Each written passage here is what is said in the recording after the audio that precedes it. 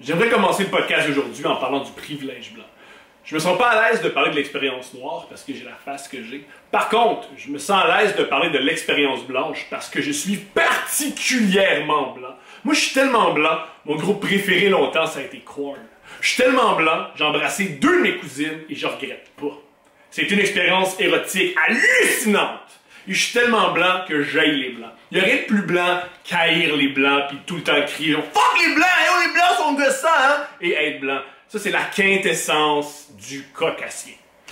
Et en 31 ans de blancheur, il y a un truc que je suis extrêmement à l'aise de dire, c'est que le privilège blanc, ça existe. C'est pas un mythe. C'est pas comme les sirènes ou le retour des Nordiques à Québec. Ça existe, c'est vrai. Le privilège blanc, c'est une vraie affaire. Puis je pense que j'ai une bonne histoire pour vous raconter comment moi je l'ai vécu, le privilège blanc. Je devais avoir 16 et 17 ans, j'étais avec mes amis. Et à cet âge-là, tout ce que je faisais, mes amis et moi, tout ce qu'on faisait, c'était fumer des battes, puis trouver des endroits où fumer des battes. C'était toute notre intelligence était orientée vers où c'est qu'on va fumer un bat.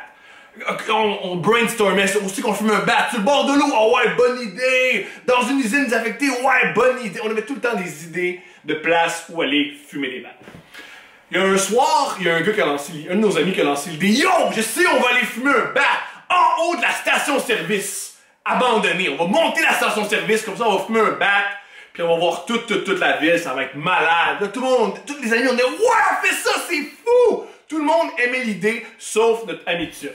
Notre ami turc, lui, il était pas super à l'aise avec notre idée. Il nous dit « Non, c'est pas une bonne idée, parce que si on peut voir tout le monde peut nous voir. Quelqu'un va avoir peur, ils vont appeler la police, puis si la police vient nous arrêter, soit ils vont me shot, ou s'ils me shotent pas, il va arriver quelque chose de pire, ils vont m'amener au poste, ils vont appeler mon père, puis c'est mon père qui va me tuer. Dans les deux cas, non. Fait que là, on a dit, oh fuck toi l'ami turc, t'es plus notre ami, on le fait. L'ami turc est allé à la maison, nous on est allés en haut de la station-service, on a fumé des battes, moi je me suis bien crié comme... Ça n'a rien à voir avec le privilège blanc, c'est juste moi qui ai des problèmes et qui devais vraiment voir une psy. Mais c'est ce qui arrivait. Là, on fait ce qu'on a à faire. Jusqu'à là où on stand, on décide de descendre et est arrivé ce que mon ami turc a prédit. La police est arrivée! La police est arrivée et ils ont pris leurs armes. Ils nous ont encerclés et ont fait descendez ce qu'on faisait. Ils ont pointé leurs armes vers nous. Ils ont fait descendez! Et moi, quand j'ai vu ça, j'ai eu peur. Et j'ai fait non! Non! Tirez pas! On est blanc! Tirez pas! On est blanc!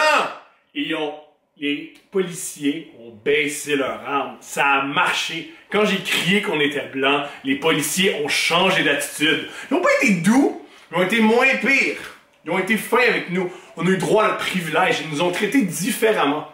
Puis je pense que c'est ça, un des exemples du privilège blanc. C'est pas que la vie est fantastique. C'est que la vie est un petit peu moins difficile. C'est ça le privilège blanc. Puis je crois que c'est ça, vivre en tant que blanc, partout. C'est ça, vivre en tant que blanc, c'est que partout où tu vas, les gens dans les institutions sont blancs, alors ils te connaissent déjà. Partout où tu vas, même si les gens t'ont jamais rencontré, ils te connaissent. Si tu vas à la banque, il y a des blancs, ils te connaissent. À l'école, il y a plus de blancs, ils te connaissent. Au travail, les patrons, généralement, sont blancs, ils te connaissent. T'es tout le temps un frère, t'es tout le temps un cousin. Ils ont une idée, t'es qui. Les policiers qu'ils nous ont vus, au début, ils étaient vraiment sénères. Ils ont fait « Ah, c'est des stupides, j'en connais. J'ai un cousin comme ça, j'ai un ami comme ça, je peux me détendre. » Pense-y dire « Tirez pas, je suis blanc. » Juste les blancs qui peuvent dire ça. Un noir n'aurait jamais pu dire ça. Imagine ça, un noir qui fait « Tirez pas, je suis noir. » Dans le fond, faites juste l'imaginer, faites-le pas. Si vous êtes, peu importe de quoi vous avez l'air, il y a un policier qui pointe une arme, criez pas que vous êtes noir. Je pense pas que c'est bon pour la santé. Criez pas non plus que vous êtes arabe. Criez pas non plus que vous êtes latino. Criez pas non plus que vous êtes autochtone. C'est...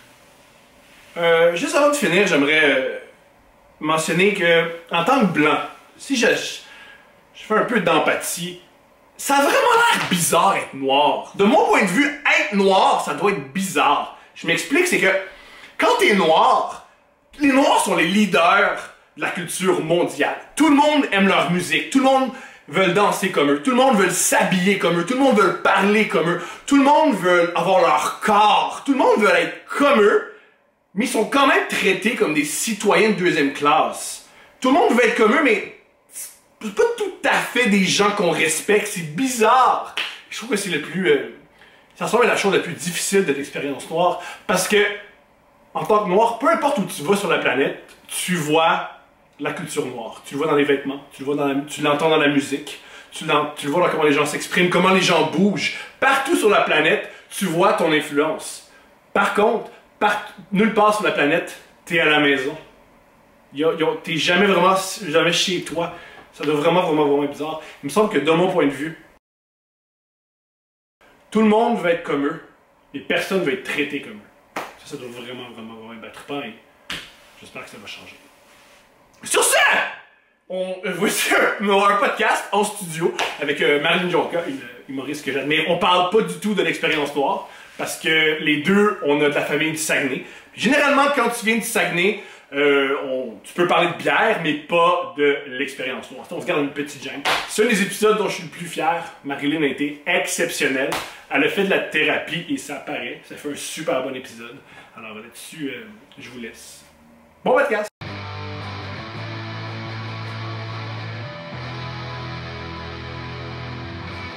Premier podcast hors confinement, hors Zoom. On est COVID-proof en ce moment. Ouais, on peut dire ça. Oui, c'est ça. On est à 2 mètres de distance à peu près. À peu près. On est assez bien. Déconfiné, ça fait du bien. Ça me fait très rire, moi, le truc de 2 mètres de distance, parce qu'avant le confinement, j'étais pas à 16 cm du monde non plus. Là. Oh, moi, le 2 mètres de distance, je vais te le dire, on le respecte tellement peu. Est-ce que tu as déjà... admettons, t'es-tu allé à l'épicerie puis vraiment t'as respecté le 2 mètres tout le temps? Oui. Moi, jamais. On se croise dans l'allée. Si tu veux qu'on fasse... Moi, je retiens mon souffle, j'ai un masque. Oh, gars, je sais pas comment dire ça. Je suis assez hâte que ce soit derrière nous, cette putain de pandémie. Mais t'es hypochondriaque, comment tu vis ça? J'étais hypochondriaque, là, maintenant, plus. Puis moi, je suis vraiment une hypochondriaque de maladie. Moi, j'ai peur qu'on me dise que je vais décéder, genre, tranquillement, parce que la maladie va gruger l'intérieur de mon corps, puis je vais finir en soins palliatifs. Tu sais, moi, c'est ça, mon hypochondrie à moi. Je n'ai pas de toc de propreté, j'ai pas peur des virus. Tu sais, mettons, il y en a, là, que, tu sais, mettons, Alexandre Bizarion, qui est vraiment... Ben, lui, ça va aussi avec la propreté, puis c'est comme vraiment global, son affaire. Moi, c'est vraiment juste la maladie dégénérative qui me fait peur. J'ai peur de me voir mourir. Frappé par un char, pas peur. OK. Tu comprends? Je comprends exactement. Marilyn Jonca, je suis née à Roberval en 1987. OK! Cool! Et c'est comment... toi, tu viens du Lac-Saint-Jean, c'est ça? Oui, Roberval. Comment c'est grandir au Lac-Saint-Jean? Parce que... Écoute, moi, je suis partie à 9 ans du Lac-Saint-Jean parce que, quand j'avais 1 an, mon père est décédé d'un accident d'auto. Oh, je n'étais pas au courant de ça. Ben oui, okay. Ben oui, absolument. Puis on reviendra si tu veux. Puis, dans le fond, ma mère a re-rencontré son premier chum qu'elle avait eu. De 16 à 18 ans, elle était avec un gars. Puis elle l'a re-rencontré après la mort de mon père, quand j'avais 5 ans. Puis lui, il a été transféré à Montréal. Il travaillait chez Alcan en communication. Fait qu'il a été transféré, son poste a été transféré à Montréal. Fait qu'on s'est emmené à Chambly, ça arrive sud. J'avais 9 ans. OK, et cet homme-là, est-ce que c'était ton beau-père? Est-ce que tu as une bonne relation avec cet homme-là? C'est encore mon beau-père. La bague que j'ai ici, on a la même, les trois. Ma mère, mon père et lui. Ma mère, mon beau-père et elle. Et moi. Tabarnak. Où c'est que j'étais? J'ai fait un mini ACV micro, mais ça va, je vois pas de mouche. Fait que, dans le fond, mes parents, mes parents. Je dis mes parents. C'est vraiment mes parents. C'est mon père. C'est pas mon père biologique, mais c'est mon père. Bien sûr. Non, c'est ton père. Se sont mariés quand j'avais comme 12-13 ans. Puis ils sont encore ensemble aujourd'hui. OK, mais c'est sain, ça! C'est vraiment... Ma mère a pu m'offrir le meilleur père que je pourrais pas avoir, qui est un gars qui a travaillé comme journaliste, un animateur de radio. C'est un gars hyper intelligent, qui m'a appris à lire le dictionnaire, à conduire ma voiture, avec qui j'ai des discussions profondes, qui me donne des livres. C'est un homme, un vrai. C'est ça que je veux avoir dans ma vie. Comme... OK, génial! Ça déjà, c'est super. Avoir un homme aussi extraordinaire dans ta vie, est-ce que ça a été tough parce que ce qui est tough d'avoir un bon père, c'est qu'un gars de 21, 22, 23 ans, c'est pas encore un homme. Fait que est-ce que ça a été tough dans tes relations amoureuses? Ben écoute, mais juxtapose les deux affaires. T'as mon père décédé. Ouais. Fait que moi, mon père, il est parti à la chasse ou dans un chalet avec ses amis une fin de semaine. Il est jamais revenu. Mm-hmm. Tu comprends? Ma mère, complètement démolie. Comprends-tu? Elle a un enfant de 1 an. J'avais 14 mois. Elle a un enfant de 1 an. Elle vient de perdre l'homme de sa vie. C'était une relation fusionnelle et incroyable. Donc, la blessure d'abandon à l'intérieur de moi, c'est assez présent. Au niveau du, tu sais, moi, j'appelle un ami, puis le lendemain matin, il m'a pas répondu. Il est mort. Tu comprends? Tu sais, j'ai de la misère à... Je suis à la même place que toi. J'ai de la misère un peu à gérer ça. Il y a bien des choses qu'il faut que je fasse un effort pour comprendre, mais ça, je comprends intrinsèquement ce que tu vis. C'est vraiment tough. Puis j'ai beaucoup consulté pour ça. Fait que, tu sais, mais mettons le père idéal, qui est un homme idéal, qui est la personne qui calme ma mère, qui est un peu, tu sais, elle monte des rideaux facilement, ben folle, puis tout ça. Mon père, super la force tranquille, un homme intelligent, tout ça.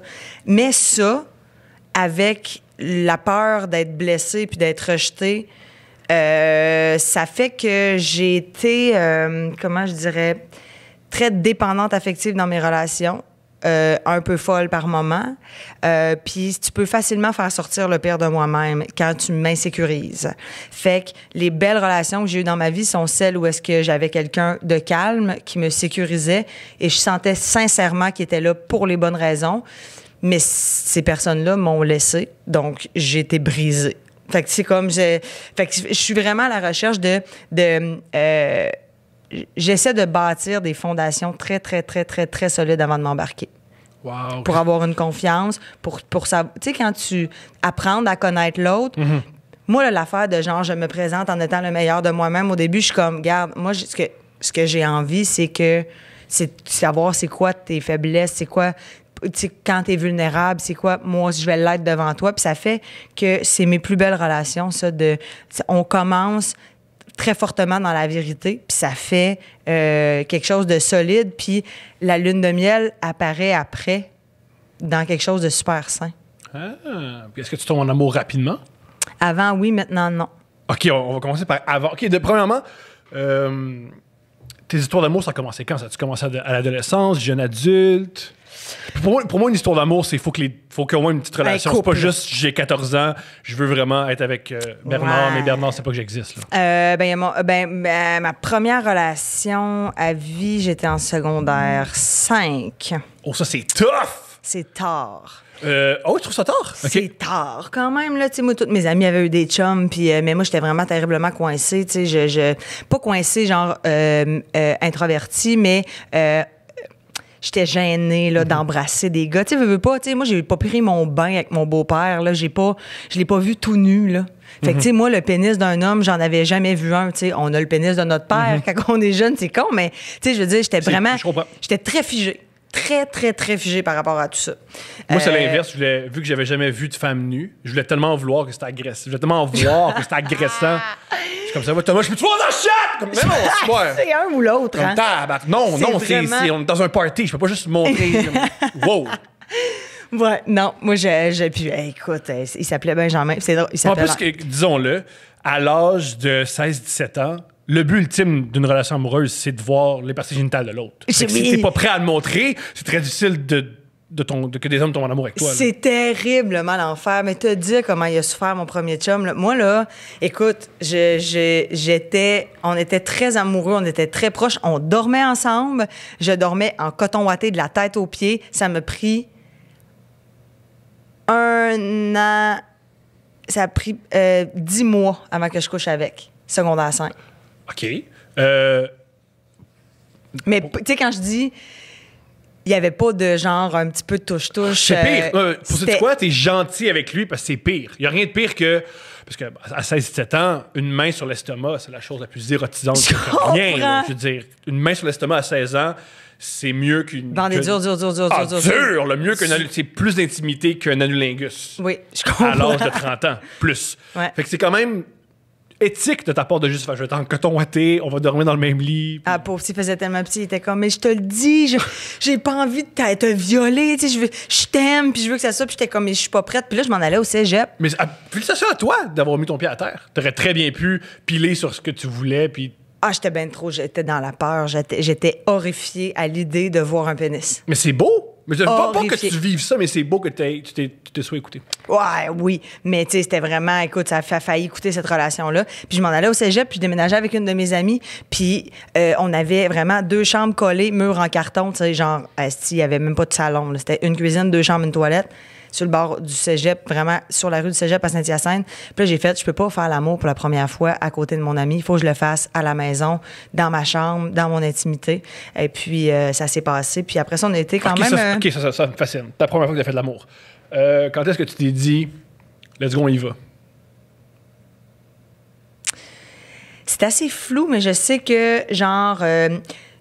t'sais, à tous les soirs, on dormait ensemble, tu sais, ou presque. On était chez eux, chez nous, tout ça, on dormait vraiment tout le temps ensemble. Qu'est-ce que tu allais chercher là-dedans? De? Dormir avec un homme, si... Ben, on s'aimait, j'étais en amour avec. J'étais vraiment amoureuse de lui, j'étais juste pas prête, je me sentais... Puis là, à un moment donné, t'attends tellement trop longtemps que là, tu sais, là, il y a une montagne terrible, il y a eu des discussions par rapport à ça, il y a plus rien de naturel. Puis là, un soir, je me rappelle, on était comme collés, puis là, bonne nuit, tu sais. Puis j'ai fait, ben, c'est pas, je suis prête, là. J'étais comme fâchée qu'ils le lisent pas, mais tu sais, ça fait 10 mois, genre, que tous les soirs, je suis super froide. Puis que comme dès qu'on se french plus qu'une minute et demie, je fais merde, je suis vraiment conne, j'y en donne trop. Fait que j'ai fait, je suis prête, ça a été vraiment maladroit, j'étais pas bien, c'était pas le fun. J'ai trouvé que son pénis était ultra chaud. J'ai fait, oh mon Dieu, que c'est chaud. J'ai trouvé ça tellement chaud. C'est génial que tu dises ça parce que la première fois que j'ai inséré mes doigts dans un Tu t'es dit vagin, que c'était chaud. Mais moi, c'était plus waouh, faut que j'y retourne, c'est donc bien chaud.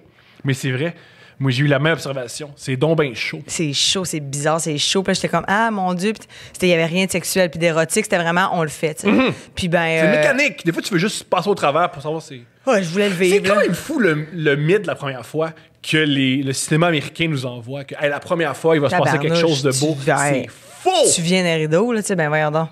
Puis j'aime bien aussi l'idéologie de bien des gens qui disent, sais-tu quoi, ta première fois va être horrible, fait que couche avec quelqu'un, ça va être fait. Comme ça, là, quand tu vas aimer quelqu'un, au moins ça, ce traumatisme-là va être passé derrière toi. Tellement. Puis en plus... Gars et fille en passant. Hein. Puis en plus, tu sais, moi, j'ai vraiment la chance, puis je suis vraiment contente d'avoir pogné quelqu'un d'aussi gentil, d'aussi patient. Ah non, moi, j'aurais tout fait pour te manipuler. Ben, c'est pour ça. pouvoir voir ton corps nu puis pouvoir mettre mes doigts dedans. C'est sûr. On n'est jamais vraiment prêt. On n'est jamais vraiment prête, Marilyn. Non. Lui, il était comme, c'est parfait, je te respecte là-dedans. Oui, c'est drôle. On n'est jamais vraiment prête. On n'est jamais vraiment prêt. Fait que non, je suis vraiment contente. Puis on a eu une belle relation. Après, on habitait pendant 1 an ensemble au cégep. Moi, j'habitais au cégep. On a été toute cette année-là ensemble. Ensuite, on a déménagé ensemble. Puis là, il m'a laissé parce que là, il arrivait en théâtre. Moi, je faisais mon année avant lui. Lui, il avait pris une année sabbatique. Moi, j'étais en théâtre. Puis là, lui, il est rentré au cégep en théâtre. Il n'y avait pas beaucoup de gars hétérosexuels. Il s'est mis à vraiment pogner. Puis il m'a laissé. Puis comment t'as pris ça? J'écoute. Thomas, l'abandon, le rejet. Moi, j'avais donné toute ma confiance à ce gars-là. J'étais complètement amoureuse, éprise, limite, vraiment dépendante affective. Ben oui. Un moment donné, il était parti une fin de semaine. Là, c'est vraiment genre la psychose de l'adolescente. Il était parti une fin de semaine faire du snow avec ses frères. J'ai pleuré pendant 48 heures dans mon lit. Wow. Genre, j'étais dépendante. Genre, je m'étais accrochée à cet homme-là. Comme de l'héroïne. Là. J'ai besoin vraiment de la présence de... Ouais. Puis quand il m'a laissé, j'ai complètement crashé. Là. Je veux dire, on habitait ensemble. Il a habité comme 2 mois à l'appart. J'étais l'ombre de moi-même. Dépressive. Je me suis jamais sentie comme ça de ma vie. Puis après ça, ce qui est beau, c'est que de rupture en rupture, on se bâtit on a un petit sac à dos qui s'appelle rupture. Puis quand ça finit, tu le prends puis t'as mis une coupe d'affaires à chaque fois. Fait que maintenant, tu fais, je le sais que je vais m'en sortir, c'est un petit beau trophée, puis ça va bien aller. Ah, c'est plate, j'ai de la peine, mais à ce moment-là, tu fais, moi, ma vie, elle est terminée. Moi, je n'aimerais plus jamais son odeur. Hey, j'étais allée en Floride quelques semaines après qu'on se soit séparés. Il était supposé de venir avec nous, c'était avec mes parents. On s'en allait en Floride, à Cap Canaveral, on allait à Walt Disney, tout ça. C'est un de mes amis qui est venu avec moi, finalement, qui a pris son billet. J'ai jamais souri. J'étais plus déprimée que si j'étais restée à Montréal dans mon lit parce que je vivais qui était pas là à chaque seconde. Ça a été l'enfer. Ça m'a pris 2 ans et demi au moins me remettre, rien qu'un petit peu de ça. Là. J'étais complètement détruite. Je le recroisais, ça me faisait... Et à la minute où j'ai rencontré quelqu'un, Il est revenu. Je veux tout savoir. Wow! OK. Il est revenu. J'ai déjà fait ces moves-là en passant. Ah ouais, tu penses que tu fais avec un autre, j'arrive. Qu'est-ce qui s'est produit? Comment. J'ai rencontré un gars, un comédien vraiment cool. T'avais environ quel âge? Écoute, 22, je dirais. OK. 22. Fait que t'es sorti de l'école, là. Tu vis ta vie, puis tu tombes en amour avec un comédien. J'ai fini le cégep, j'ai vécu un peu ma vie, j'étais allée en Australie. Ça, on les apprécier, hein, les comédiens. Ah, j'ai vraiment un faible pour le comédien à barbe brune. Là. C'est vraiment... je les aime tous plus les uns que les autres. Puis à un moment donné, il va falloir que je me sorte de cette admiration que j'ai envers le comédien brun. En plus, tu connais pour vrai. T'as vu, tu vois l'envers du décor, fait que tu fais... Wow! C'est les premiers rôles des films dramatiques de leur vie. Ça, j'adore ça. Leur vie est un grand drame et ils sont très bons comédiens dedans. N'importe qui te dit « Hey, moi, là, je veux plus être un acteur de soutien de ma vie, je vais être le rôle principal. » Sors de là. Il va être weird. Go fille! Tu fais non. Là, si tu penses que Spielberg réalise ta vie, mon chum, là, arrête ça. Man, mais ils sont quand même tous très attachants. Ah, puis c'est surtout que c'est des gens charismatiques, gars et filles.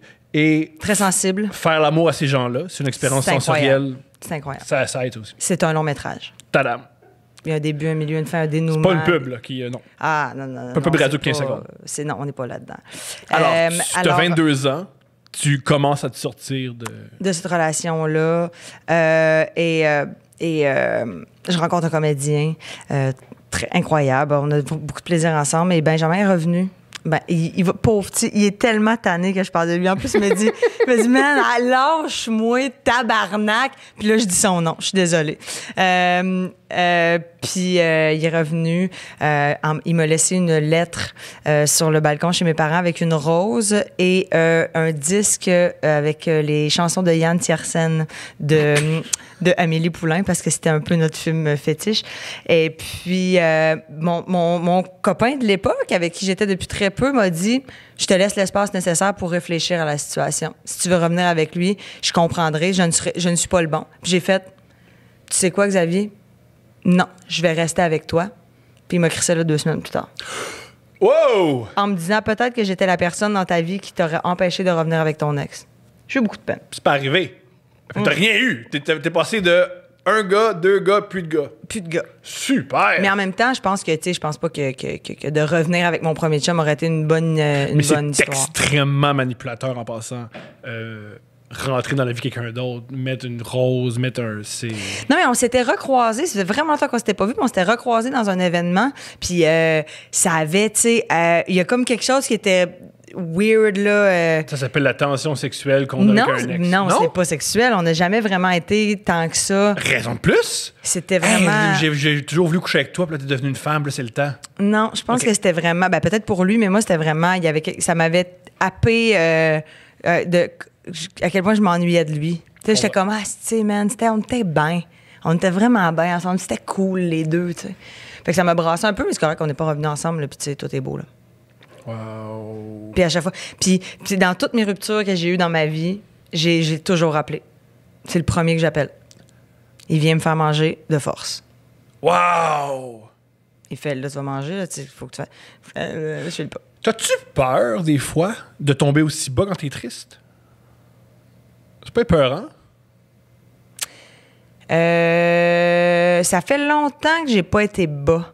C'est vraiment ma dernière rupture. J'ai été 5 ans avec quelqu'un, puis là, après, tu sais, là, c'était la relation d'âge adulte, là, genre, on va essayer de faire des enfants, on a 2 chiens, une voiture, un loft ensemble. Tu sais, là, j'étais comme à l'étape, genre, je finis l'école de l'humour, on bâtit. Puis là, tout s'est effondré.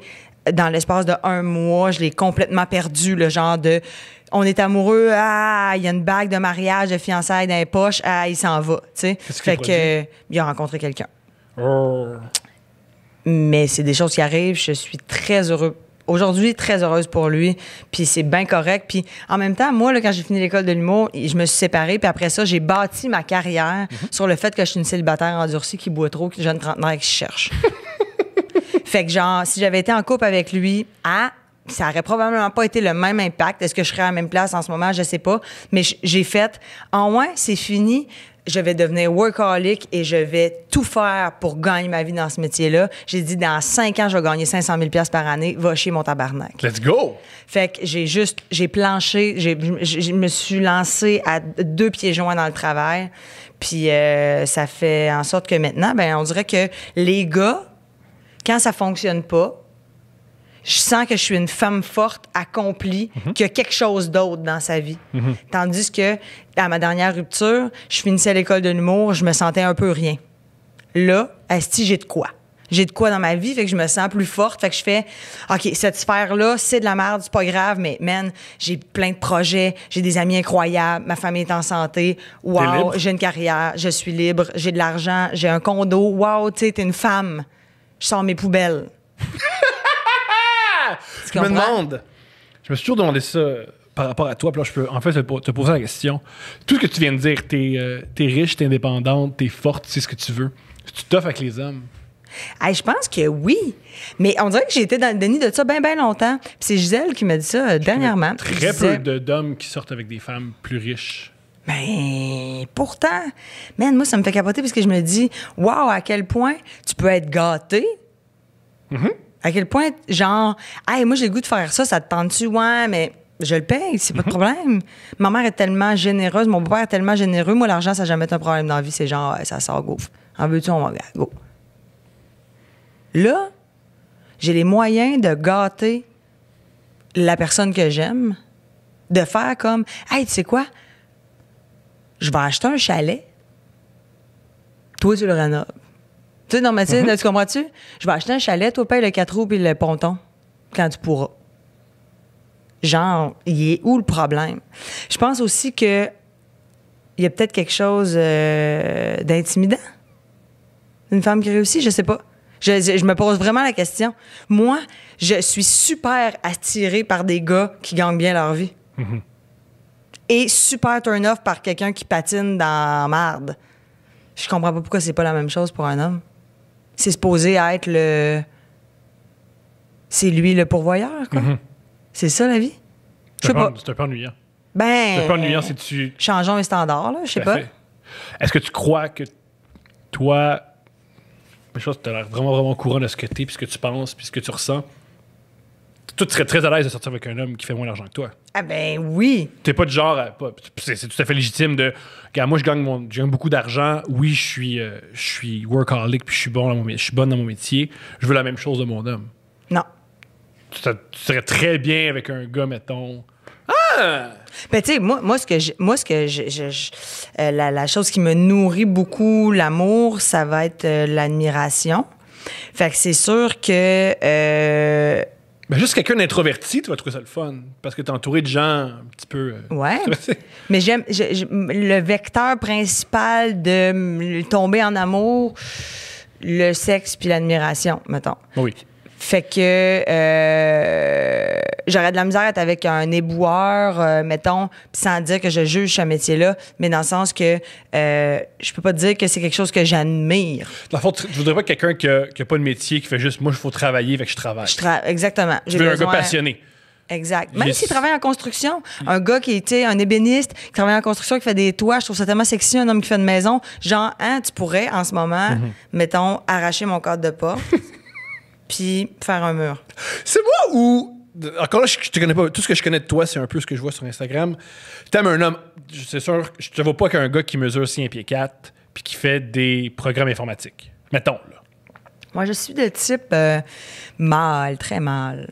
Genre, il faut non seulement qu'il soit capable de péter des murs, qu'il soit capable de te mettre dans le mur. Ben, moi, c'est sûr que... depuis que j'ai 16 ans, là, j'ai évolué là, avec ma sexualité. Il y a quelque chose de très important dans l'ouverture. Moi, si j'ai un gars que je fais comme... Si on met des chandelles puis de la musique parce qu'à soir, ça va être vraiment nice, puis s'il fait comme ça, il tapette, ça, je fais... Tu sais, ça me prend vraiment quelqu'un qui n'a aucun tabou sexuel et qui est prêt à essayer 1870 000 affaires. Puis moi, ça, pour moi, c'est le summum de la virilité. Ce que pour certains va être... mettons que je te fais une image très claire, tu sais, quelqu'un qui me dit, un gars qui fait comme moi, tu me mettras pas un doigt dans le cul pendant la fellation, ça me dérange pas, j'ai pas de problème. Si je fais, oui, mais tu vas vivre quelque chose d'incroyable, puis il fait, non, es-tu malade? Moi, il y a rien qui va jamais rentrer là. Pour moi, ça, c'est pas de la virilité. Un homme viril, un mâle, un vrai, c'est quelqu'un qui va être ouvert puis prendre un homme dans ses bras, c'est pas ta pète. Moi, ce qui me ferait dans tout ça, c'est que pas vouloir prendre un homme dans ses bras, pas vouloir que dans l'intimité, ta blonde te faire certains trucs. Pas en passant, tu te dis pas on va le filmer puis ça va être sur Instagram. Puis non, on fait pas une story. Là. C'est que t'es esclave de trucs. T'es encore bien plus t'es esclave de réflexion, de standards qui... T'es prêt, Ouais. En plus, tu dis pas à chaque fois que je fais une fellation, je dois mettre mon pouce dans son anus. De temps en temps, une fois, on va voir si t'aimes ça. Non, mais juste essaye des affaires, ne sois pas gêné, c'est pas grave. Dis à ton père que tu l'aimes, c'est correct. Exactement, la vie n'est pas la porn non plus, tu sais, je veux dire, c'est comme, il y a d'autres choses, feel, de vibe, ouais, pour moi. Fait que quand tu me dis un homme qui me prend dans le mur, oui, si ça me tente, là, ou si c'est la vibe, mais surtout quelqu'un qui est complètement, qui accepte complètement qui il est dans toute sa vulnérabilité physique et sexuelle et émotive. Ah, c'est pour moi, là, ça, c'est le vrai homme. Tu sais, un gars qui est comme, moi, de la misère à communiquer, un gars qui a pas de nuance émotionnelle, là, moi, ça me tue. Genre, t'es fâché. Pourquoi t'es fâché? Ben, je sais pas si... Fâché, content, triste, drôle. Tu fais, Chris, il y a tellement de nuances. À travers ça, il y a plein... Moi, j'ai une très grande intelligence émotionnelle et je m'en vante, là. En ce moment, je me vante. C'est ton métier. T'es actrice, t'es humoriste. C'est pas parce que t'es acteur qu'il faut que t'aies nécessairement une grande intelligence émotionnelle. Une intelligence émotionnelle, généralement, t'es dans les meilleurs. Fait que oui. ça joue. T'es capable exactement de mettre le doigt sur ce que la personne probablement doit ressentir ou sur toi, ce que tu ressens, puis comme la nuance, là, tu sais. Il y a les couleurs primaires, puis il y a les couleurs secondaires, il y a même affaire dans les émotions. Moi, j'ai quand même une bonne capacité, puis les gars, en général, il y en a beaucoup. Justement, ceux qui font comme moi, mon père, j'ai jamais dit que je l'aimais. Mm-hmm.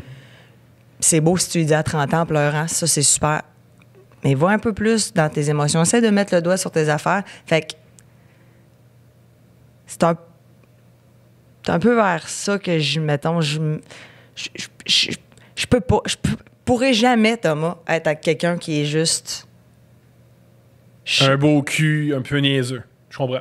Je te dis, je vais être seule toute ma vie. Asti, si Éric Bruno était vide, je sortirais comme les autres de cette maison-là. Mais malheureusement, heureusement pour elle, malheureusement pour moi, c'était un homme terriblement sensible et proche. Tu sais, ça, pour moi, c'est un homme parfait. Je comprends.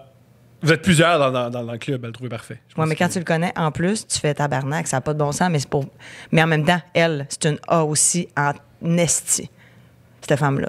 Intelligente. Ils sont bien trouvés. Mais non, mais c'est un couple, en tout cas, regarde. Ils sont tellement beaux que des fois, on a de la haine. Parce que moi, tout le temps. Mais je les aime tellement. On va aller dans ton métier un peu. Commençons. Pourquoi t'as fait tes auditions à l'école de l'humour? Comment tu t'es retrouvée là? J'étudiais en communication à l'UQAM parce que je voulais devenir agente d'artiste parce que mon agente... Tu as rencontré des artistes puis tu as fait « Oh! » peut-être c'est que je moi, pas exactement. Mais mon agente, que j'ai encore en ce moment, c'est ma cousine.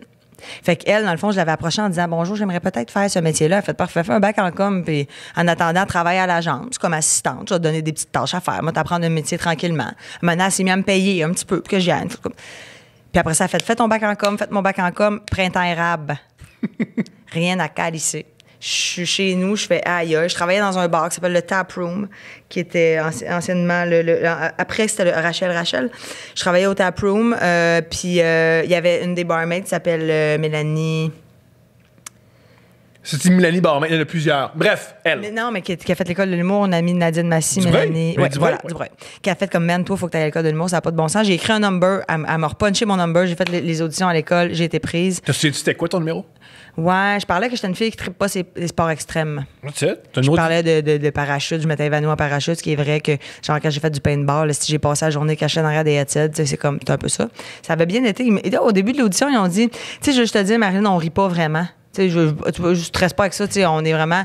Premier gag, il se tape tout sa cuisse. J'étais comme, Chris, je suis pris.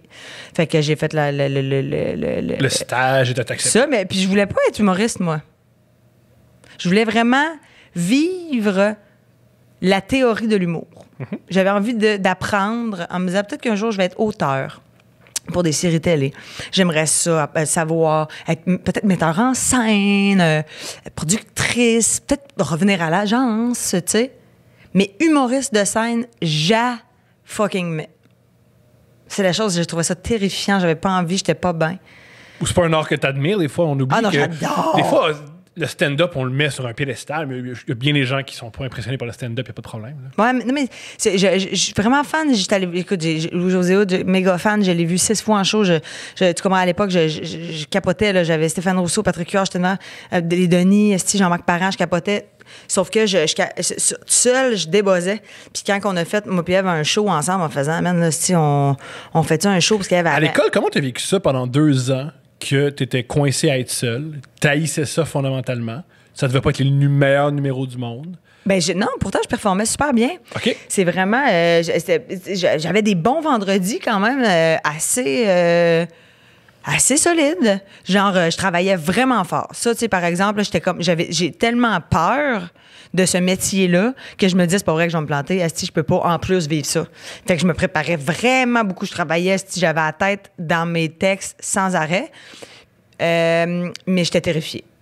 Tous les vendredis. Même si tu le fais devant les mêmes 12 crises de face. Mais c'est pour vrai, là, les vendredis, pour vous donner une idée, tu fais à chaque vendredi... Un 5 minutes. Un 5 minutes. Différent. Pas devant des spectateurs. Pas des gens ouverts à rire. Pas des gens qui veulent être divertis. Pas des gens qui veulent être surpris. Non, Des tabarnak de collègues. Qui sont nerveux de faire le numéro. Puis peut-être qu'ils taissent. On oublie que ce qui est cool de monter sur scène, c'est qu'on vit... c'est juste... Du monde qui t'aime. Ouais, aussi du monde, des fois, quand t'es pas connu, c'est une page blanche. Ils vont juste faire, il porte un chandail de métal, il doit aimer le métal, c'est tout ce qui sait sur toi.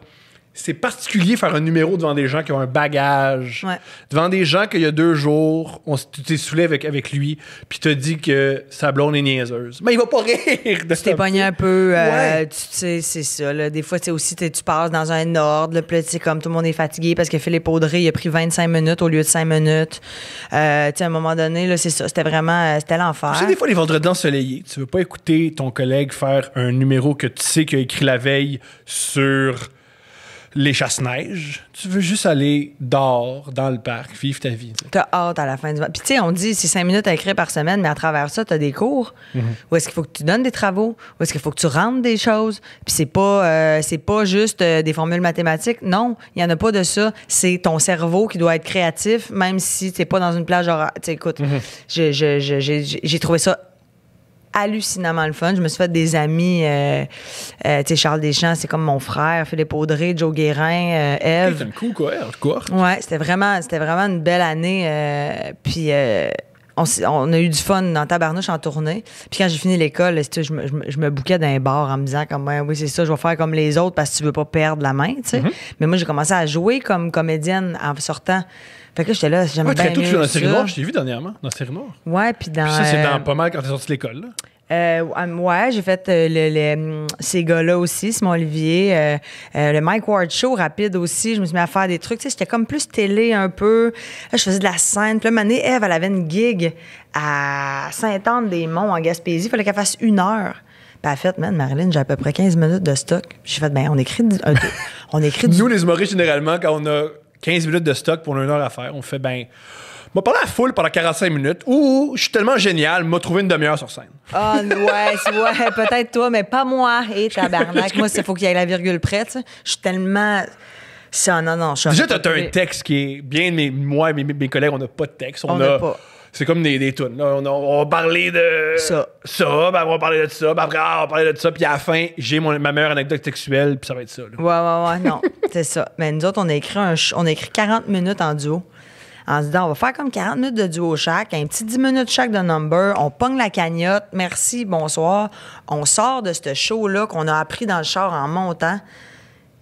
On sort de ce show-là, le monde est debout. La représentante du Rosec, elle vient nous voir, le réseau d'organisation des salles de l'Est du Québec, qui dit, il faut absolument que vous fassiez le Rosec l'année prochaine. On fait comme, Les Rosec, c'est que...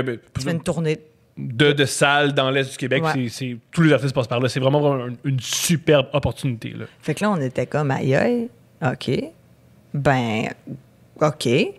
Hey, on va-tu essayer de le jouer au Lac-Saint-Jean dans mon coin? Parfait. Ouais, on va-tu essayer de le jouer à Gaspésie dans ton coin? Ouais, parfait. On enlève-tu les 10 minutes solo? Ouais, parfait. On réécrit un 20. Facile, là, on écrivait, là, ça y allait. Fais de l'argent à gauche, fais de l'argent à droite. On se faisait des salles, on se produisait, ça y allait. Maintenant, on a fait... Chris, on a-tu mis le doigt sur quelque chose qui existe pas? En passant, pour ceux qui nous écoutent, le truc pour faire de l'argent... C'est de se produire. C'est comme ça, tu fais de l'argent à personne. C'est le truc pour faire de l'argent. Jusqu'à temps que ça devienne plus gros que toi, là, tu sais. Puis là, maintenant, quand c'est encore plus gros, tu peux toi-même te produire. Louis-José se produit lui-même, le Mike Ward, c'est ça le secret. Là. Ouais, ou tu vas te chercher des pourcentages vraiment élevés, puis tu coproduis avec quelqu'un qui va t'aider justement à faire les tâches que Dieu, que ça nous tente pas de les faire. Fait que finalement, ça a déboulé que.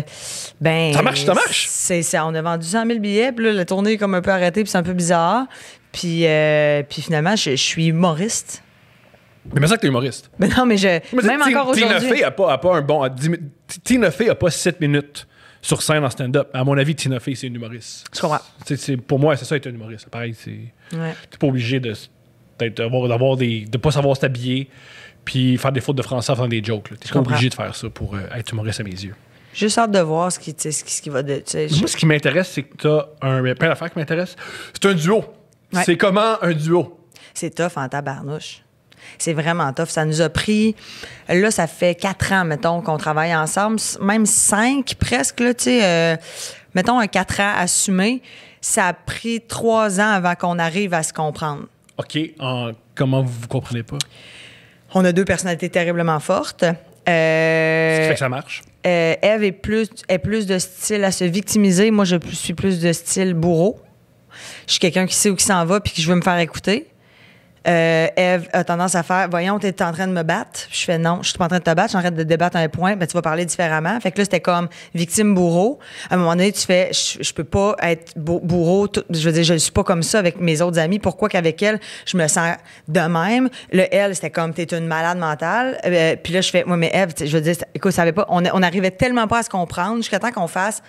Là, va falloir que tu arrêtes de penser qu'à chaque fois que je t'aimais un point, c'est contre toi. Puis elle a fait, va falloir que tu apprennes à essayer de plus me flatter parce que moi, j'ai besoin d'être flattée. Fait que là, maintenant, je te dis, ça fait peut-être 1 an là, qu'on se chicane plus. J'avais des chicanes? Hein? Ah oui, je savais pas. Écoute, mais tu sais, je veux dire, nous autres, on fait un show où est-ce qu'on boit sur scène. On boit toujours un peu de vrai vin. C'est la vraie alcool, fait pas comme Dean Martin avec du jus de pomme? Il y a du jus de pomme beaucoup pendant le show, mais on a du vrai vin aussi. C'est comme divisé.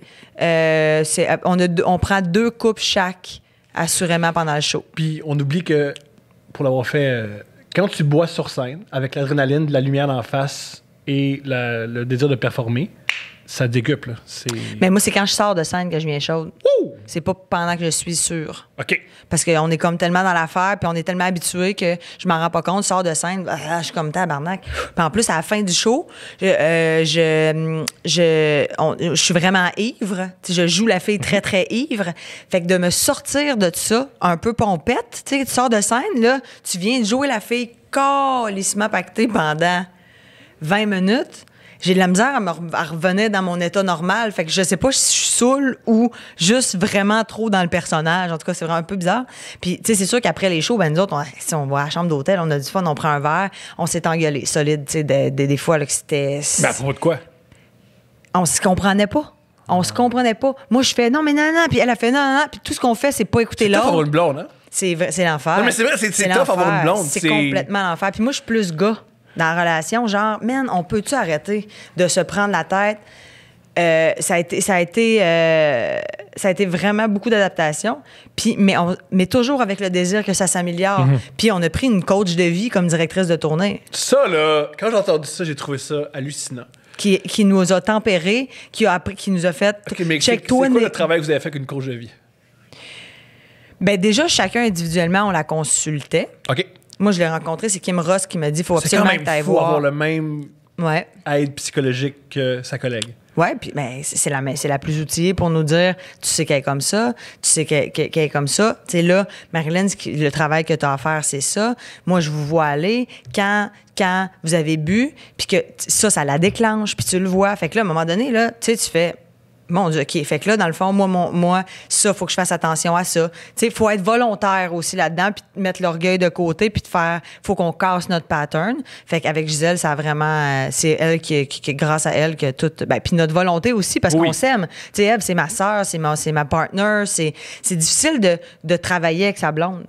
Bien sûr. Puis de pas pouvoir baiser quand faire du make-up sexe. Ouais! Ah, c'est vrai! C'est tough, ça! Fait que nous autres... Parce que c'est fou le nombre de chicanes qui sont réglées par... C'est tellement bon après, hein? Ouais. C'est tellement bon, c'est wow. Puis tu veux que ça arrive. Puis tu veux pas faire ça que t'as... Puis là, ben avec Ève, nous autres, notre make-up sexe, c'est la scène. Ah! Ouais, quand, mettons, on s'est chicané, là, puis que là, ça fait 2-3 jours que on n'est pas total... tu sais, là, qu'il y a comme un petit froid sous-jacent qui existe, là, puis que là, on est sur scène, là, ça repogne. C'est comme si c'est là, notre moment, on se fait rire, on se fait nos petites inside qui font rire l'autre, puis là, on sort de scène, puis on s'aime comme au jour 1.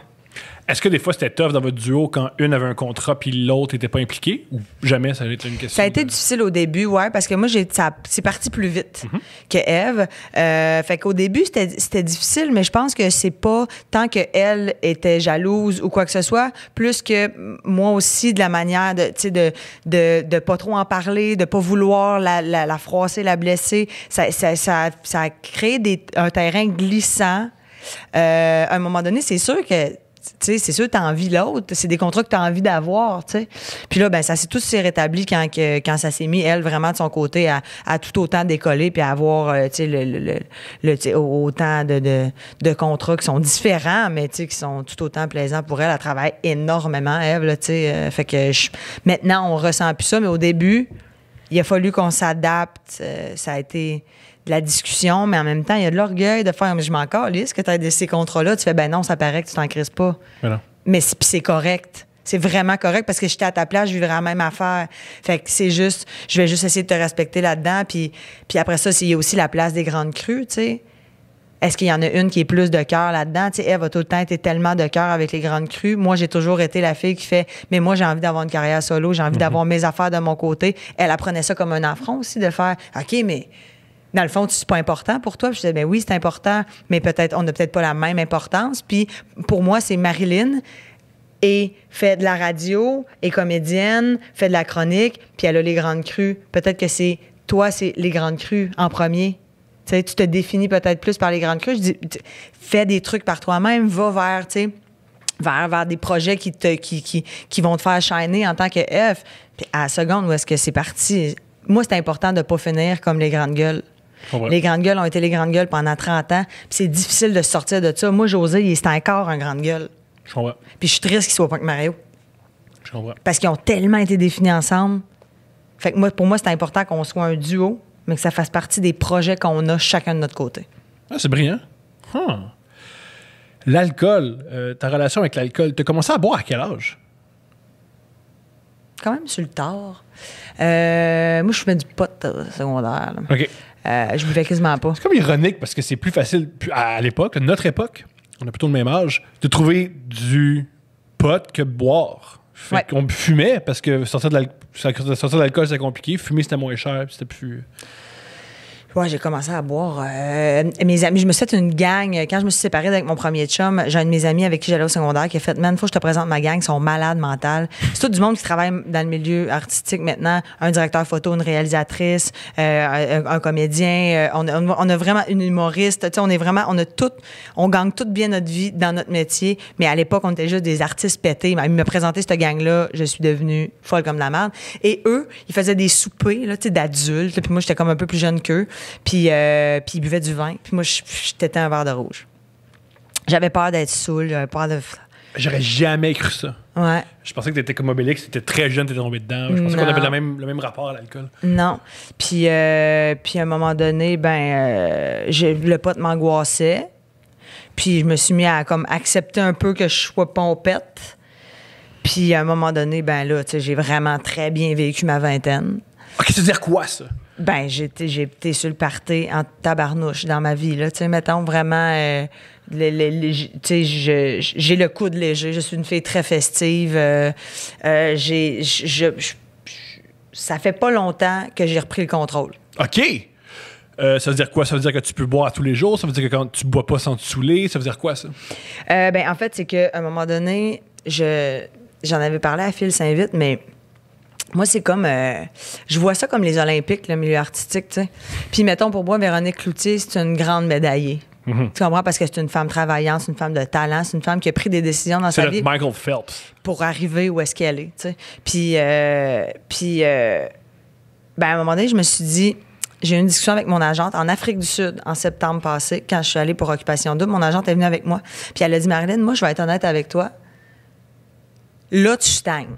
Là, ça fait un bout que t'es hot, juste hot correct, là, dans le sens de... Là, on prend pas de steps, ça fait un bout. Ça reste posé, il reste posé, tu sais. Il aurait fallu là, que tu aies pris une coche. Là, on a besoin que tu animes un show. On a besoin que tu attires... Penses-tu que ça t'aide que ce soit ta cousine qui te dit ça? Ah, ben oui. Je le prends jamais bien. Mais tu t'apprends l'intimité pour dire ça. Là. Mais je marine ça. Je marine après. Fait que j'ai dit, je comprends.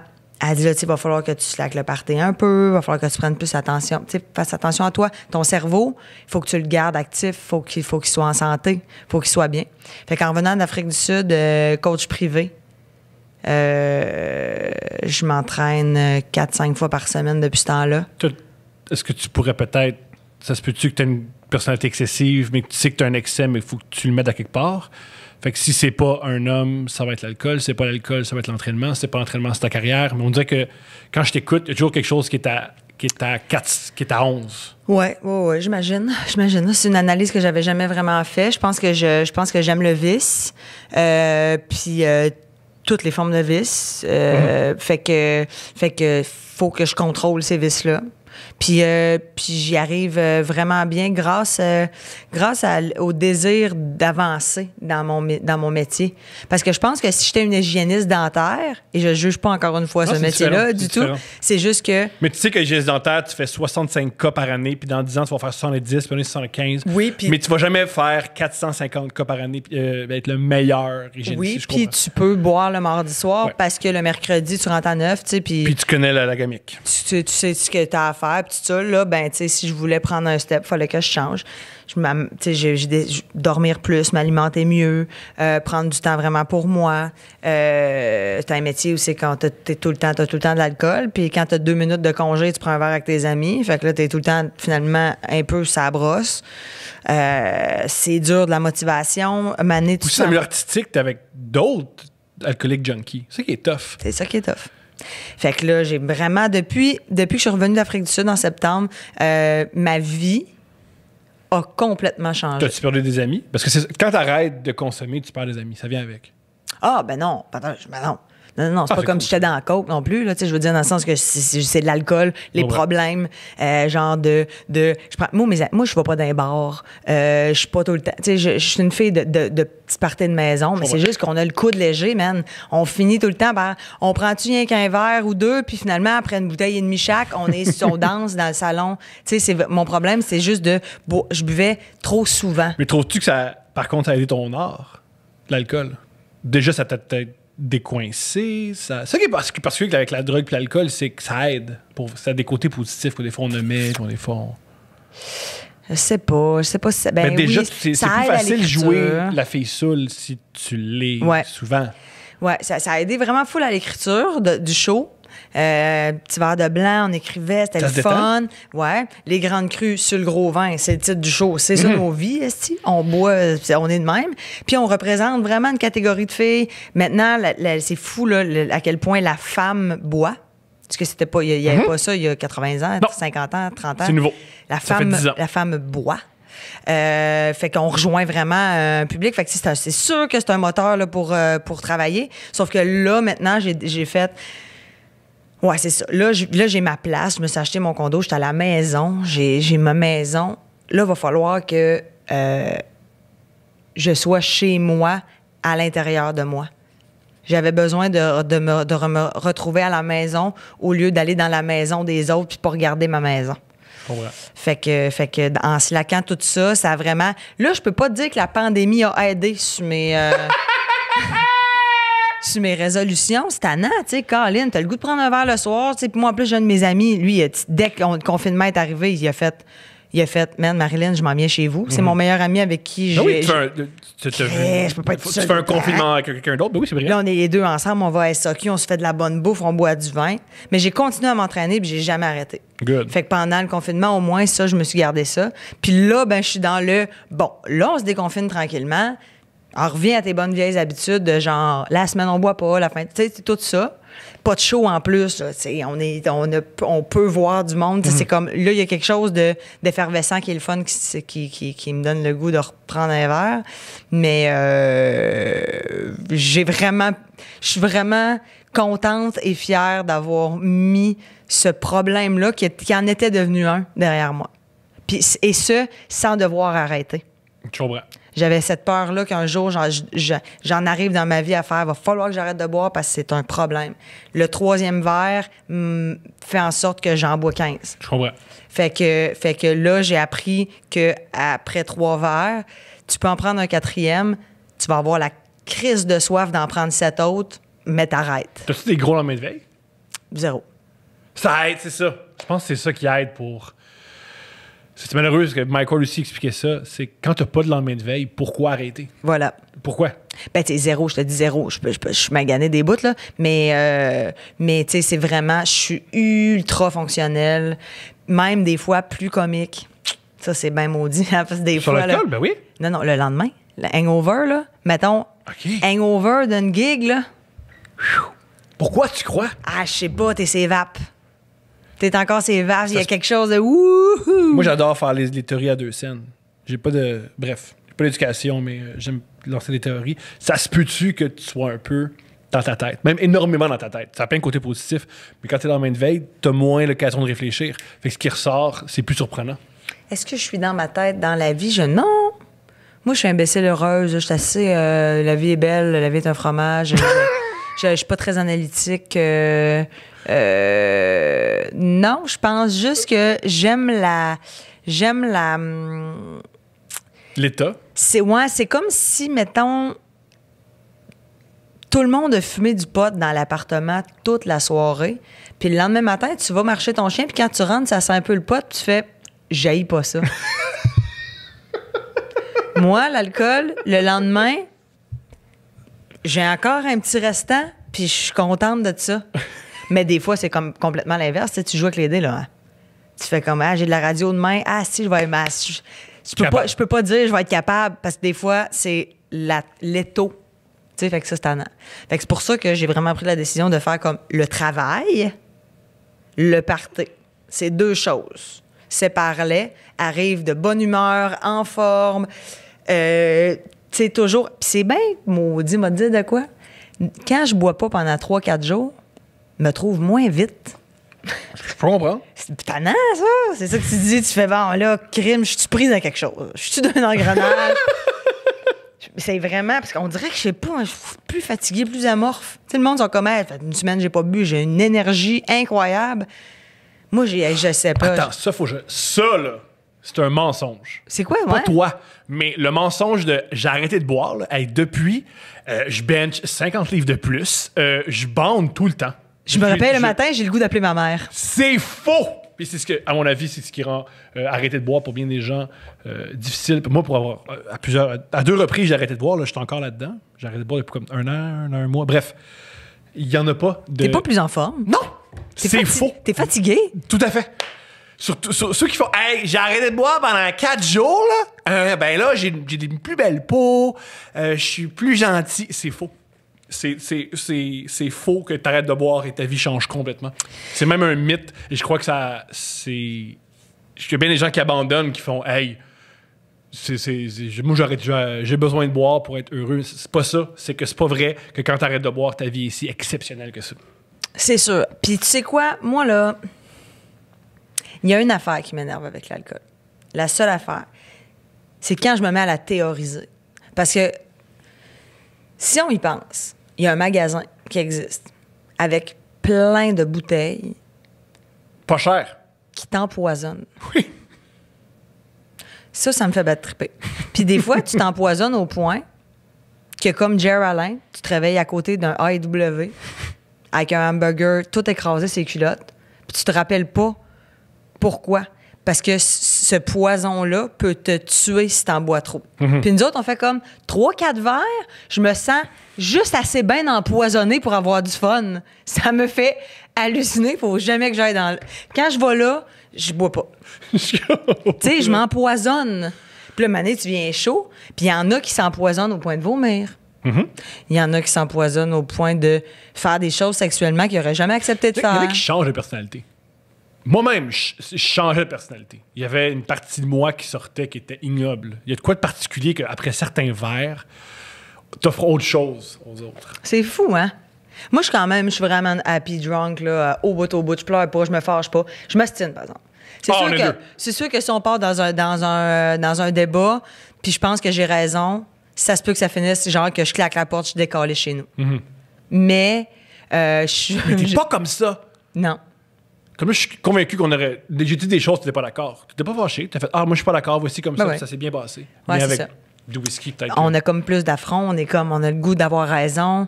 Il y a quelque chose L'ego gonfle. Ah. L'ego gonfle. Ils pensent que je suis niaiseux. Non, ils pensent pas que t'es niaiseux. Tu cries. Exact. Ouais, c'est ça. Genre, en ce moment, c'est toi qui as l'air con. Ouais. OK. Mais non, j'adore tout ce qui entoure quand même l'alcool, l'effet de l'alcool, justement, tu sais, que la femme a jamais autant bu, qu'est-ce que ça apporte, en quoi ça nuit. Les femmes entrepreneurs, les femmes à la tête des entreprises ont des problèmes d'alcool. Tu sais, tout ça, là, mettons, c'est un beau documentaire que je travaille, là. Je comprends. Il y a quelque chose de fascinant. Moi, dans mon cas, j'associais l'alcool au seul moment de détente. Je me détends, je bois. Puis ça, c'est une association qui est très dangereuse. Alan Carr te dirait complètement l'inverse parce que moi, j'ai acheté un livre de Alan Carr, c'est En finir avec la cigarette, ça, c'en est un. Et il y a aussi Comment gérer sa consommation d'alcool. Et il dit que l'alcool te fait mal dormir, donc tu récupères pas, tu récupères mal. Puis c'est complètement un puits sans fond. C'est comme une abeille qui rentre dans un casseau de miel. Pas les ailes se remplissent de miel, du goudron. Puis à un moment donné, ben, tu t'enfonces, tu t'enlises, puis tu peux plus t'en sortir. Et ça, c'est pour n'importe qui. N'importe quel être humain qui se met à boire de plus en plus. Tu sais, mettons, ça va 3 mois en voyage. Là. Puis, coudonc, habituellement, dans la vie, tu bois pas tant que ça, mais là, en voyage, tu bois tous les soirs. Tu reviens, tu vas continuer à boire, à moins que tu aies vraiment une grande volonté puis une grande force de faire là, tabarnouche, je peux pas continuer de même. Mais on s'enlise tous, puis il faut être capable de sortir de ça puis de faire comme ça, c'est l'état dans lequel je suis confortable, c'est-à-dire quelques fois par semaine, pas trop de brosse, on va pas trop loin. Plus de blackout. Des blackouts? Ouais, j'en ai fait souvent dans ma vie quand même. Comment c'est quoi? Parce que moi, je faisais autre chose, là. Mais c'est comment se réveiller en blackout? C'est comment? C'est-tu...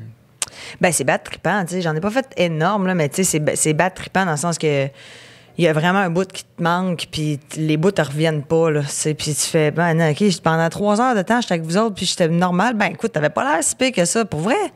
En plus, ça, c'est différent, t'es connu. Fait que toi, t'es fait mais plat. écoute, j'ai pas fait de blackout depuis que je suis connue, là. OK, génial. Ben, tu sais, aussi, j'en ai fait, mettons, c'est vraiment juste des petits, genre, des bouts de conversation d'un chalet, là. Tu comprends, c'est pas... OK, c'était pas au Rachel, il y a 6 mois. Non. Hey, wow. Mais, tu sais, des bouts de conversation comme n'importe qui, là, tu bois un peu trop, puis t'as jasé avec plein de monde dans la soirée, puis tu fais, hey, si, je mène, genre, avec Martin Matt au Comédia l'année passée. Jasais avec pendant 45 minutes. C'était le fun de te dire comment j'ai eu des belles conversations. Puis le feeling de se sentir écouté, puis il était fin avec moi. Tu sais, j'étais pas lourde. Tu sais, des fois, tu fais comme le lendemain, tu fais « Ah, tabarnak, j'étais lourde. » Là, je sens qu'on avait, là, ça coulait, là. Puis le lendemain matin, je suis comme « Man, j'ai jasé avec Martin Matt. J'ai aucun souvenir de qu'on a jasé. Aucun souvenir. Mais c'était le fun, là. Puis j'ai hâte de le revoir. » C'était le fun, mais écoute, ça bougeait beaucoup.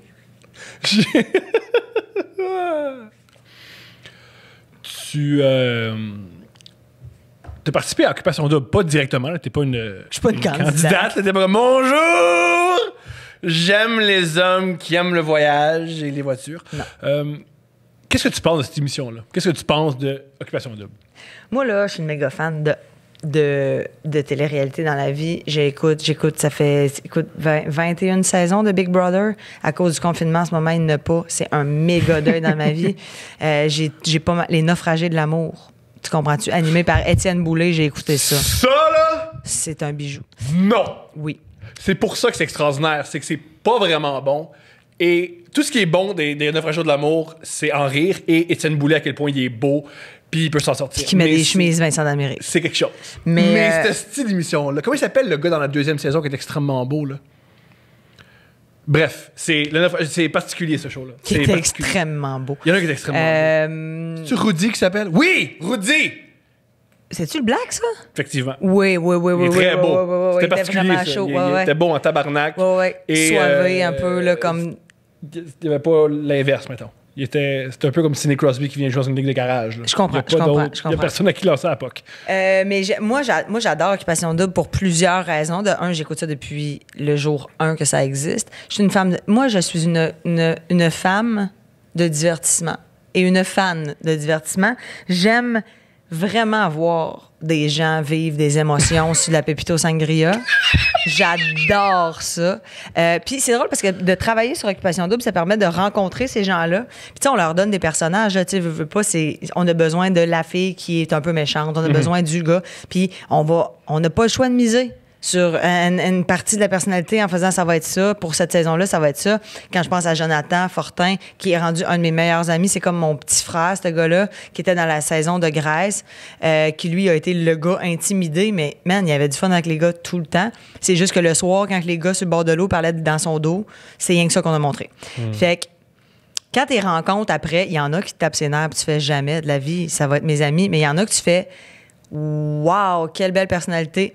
Moi, ce que je trouve dommage, c'est que ces personnes-là, après, soient étiquetées.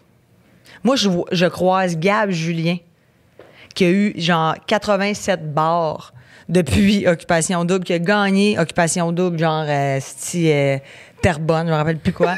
Oui, à l'époque, c'était en banlieue. Ça n'avait pas de bon sens. Oh, tabarnak! Puis là, je le croise, puis je fais c'est Gab d'Occupation Double, ça fait 12 ans. Tu sais, comment c'est comme, moi, je trouve ça poche qu'après, ça reste. Puis moi, tous les amis que je me suis fait d'OD. Par contre, sans OD, personne, ça reste, mais il n'y aurait rien sinon. Je comprends, mais non, mais dans le sens que je leur dis toujours, là, tu vas être étiqueté toute ta vie, fait qu'utilise-le donc bien. Tu sais, sois donc intelligent. Qu'est-ce que tu veux faire avec tes réseaux? Ne deviens pas un Insta-babe épaisse, s'il te plaît. Pourquoi pas? Ben moi, je trouve que c'est ridicule de faire ça, dans le sens que tu fais de l'argent pendant 2 ans, mais après ça, l'édition d'après, t'en fais plus d'argent. On a déjà oublié ça de Bali, là. C'est fini. C'est pas une question de morale, c'est une longue carrière. Mais si des jolies veux, filles, une puis une autre. Si tu veux faire de l'argent, si tu veux promouvoir tes compagnies, fais-le intelligemment. Filme-toi pas d'un bar décalissé à 4 h du matin parce que là, tout d'un coup, les fans veulent te... Non, arrête, tu sais. Puis moi, Joe, qui est vraiment celui avec qui je suis le plus proche encore aujourd'hui, j'ai dit, Joe, t'es drôle dans la vie, sois drôle sur Instagram. C'est juste ça que je te demande. Sois drôle. Fais-nous rire. Divertis-nous.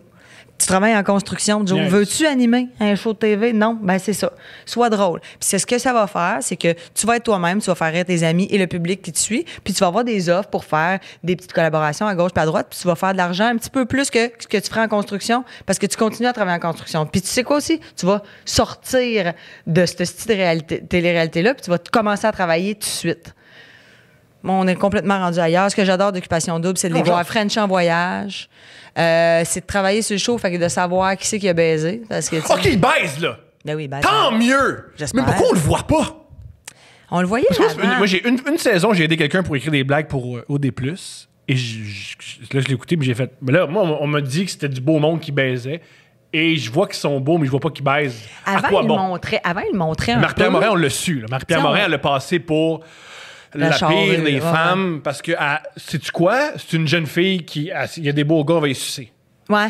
Mais ce qui est tout à fait légitime. Puis ils le font encore, là. Puis, mais c'est terrible qu'ils le coupent. Non, parce que moi, voici pourquoi je suis en colère contre cette émission-là. Moi, je suis un creep. Puis moi, je pensais que c'était une émission de creep. Non, calice. Toi, ce que tu voulais, c'est regarder des culs un peu de femmes. Pas un peu, et juste ça. Ben oui, un peu. C'est le but de la l'occupation double. Totalement, ça. Puis je l'ai pas eu. Moi, j'ai un ami encore plus creep que moi qui me disait comment il faut pour pas juste rentrer dans la maison puis baiser, juste faire un orgie tout de suite. Puis c'est pas tout le monde qui a notre tempérament. Ils sont séparés là, dans deux maisons différentes. On s'entend, il y a les gars et les filles qui sont séparés. Bon. Mais fait qu'ils baisent. Je suis très heureux d'apprendre ça. Mais cette année, on a vu des coins de seins là, puis des coins de mamelon. Mais pourquoi un coin? Pourquoi un coin? Je comprends. On y va. Je comprends. On y va. Mais dans ce temps-là, il faut que tu écoutes Are You the One? Là, c'est du monde qui s'en va dans des maisons pour baiser, puis on voit tout. Bon. Are You the One? C'est vraiment ce que j'aime.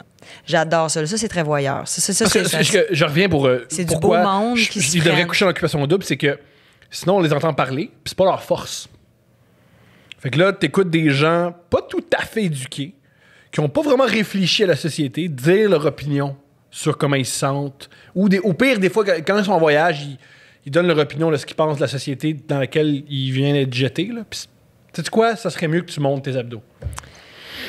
Ça, c'est sûr. Là, c'est sûr qu'on est vraiment là, à l'extrême. Là, t'as probablement pas écouté tant que ça les 3 dernières saisons, parce qu'il y a des gens qui ont quand même du contenu. Mais en même temps. C'est pas comme, mais, tabarnak, j'avais pas vu ça de même. Mais en même temps. Il a pas l'air fou. En même temps, c'est juste que, est-ce qu'on a vraiment le goût d'entendre 2 gars parler de la misère en Afrique du Sud ou on préfère les voir en chess en train de bâcher l'autre gars? Moi, c'est ce que j'en veux plus de ça. C'est ça qu'on veut. Mais des fois, ils font l'autre partie. Il y a pas assez, non, mais il essaie de couper quand même relativement dans le contenu où est-ce que tu fais. Alors, le fan d'Occupation Double, là, il veut voir le coin de sein à rime. Je comprends. Fait que c'est sûr que, bon, voilà, on va leur donner beaucoup d'alcool. On va leur dire le party dure 2 heures. Fait qu'ils calent comme des porcs puis ils se freinent vraiment vite. C'est ça qu'on veut. Moi, j'adore ça. J'aime ça, voir du monde commencer à s'aimer, savoir qu'ils seront plus jamais ensemble après en revenant. J'aime ça, moi. Moi, OD, c'est mon préféré, avec L'amour est dans le pré. L'amour est dans le pré, ils restent ensemble. Ça, c'est tellement bizarre. C'est parce que c'est des vrais. Ils veulent. Je comprends. Ils veulent réellement. Eux autres, ils veulent aller à Oshéaga. Mais cette année, malheureusement, c'est vraiment... C'est vraiment l'enfer. Tu sais, des gens qui font Occupation Double pour avoir des collaborations, aller dans un festival gratuitement, être à métro, habillé, prendre des photos, être dans Hollywood PQ, man, tout ça à l'eau. Puis là, il y a OD qui va recommencer en septembre. Cette batch-là va être tombée complètement dans une fente. J'adore ça. Moi, j'adore les regarder à souffrir de ça. J'adore ça. Je leur dis, vous souffrez, vous faites semblant que vous souffrez pas. Tu travailles dans un bar, t'as plus rien. La tournée des bars annulée. Tout ce que tu voulais qui arrive, ça marche pas. Leur vie, leur rêve s'écroule. La pandémie, eux autres, ils s'en calissent. Leur vie s'écroule devant leurs yeux. Ils sont plus rien déjà. Mais c'est quand même fou! C'est triste. Triste, je l'ignore. Triste pour eux. Je peux comprendre que c'est triste pour eux. Mais ça fait partie du spectacle. Ça fait partie du... Hein? Toi, tu pensais que ça allait être quelque chose, je l'ai pas. C'est vraiment pas ça. Puis là, ben il y a un autre batch. Tu sais, on va tout faire pour avoir un OD Québec cette année. Tu sais. Regarde, désolé. C'est eux qui vont profiter l'année prochaine. Ah, c'est malade. Puis il va y avoir en plus une demande. Dans un an, les gens vont vouloir sortir. Les gens vont vouloir aller dans des festivals. Ça va vouloir promouvoir leurs événements. Fait que ça va inviter des gens d'Occupation Double parce qu'eux sont les mieux outillés pour promouvoir les événements. Ils vont être invités dans toutes les ouvertures de restos, les réouvertures de restos. Ça va être immense. Puis ceux de cette année... C'est moins immense. Mais ils sont allés en Afrique du Sud. Tout le monde va aller là. Un pays qui... Il y a du racisme systémique et il y a eu une grande monde. Les Blancs sont riches, les Noirs sont pauvres, ouais. C'est super le fun. Pas le fun, l'Afrique du Sud. Moi, je m'en souviens, j'avais dit ça à John Tacey. Puis il m'avait dit, c'est en Afrique du Sud. Puis j'avais dit, je sais pas si tu veux aller là. Je sais pas si tu veux. C'est vraiment dangereux. C'est un drôle de pays, là. Ouais, c'est vraiment dangereux. Oui, t'es allé, toi, c'est comment? Ouais, c'est vraiment dangereux, là. À Cape Town, c'est pas c'est dangereux pour les femmes. Ouais, c'est ça. Pourquoi je te pointe de même? Johannesburg?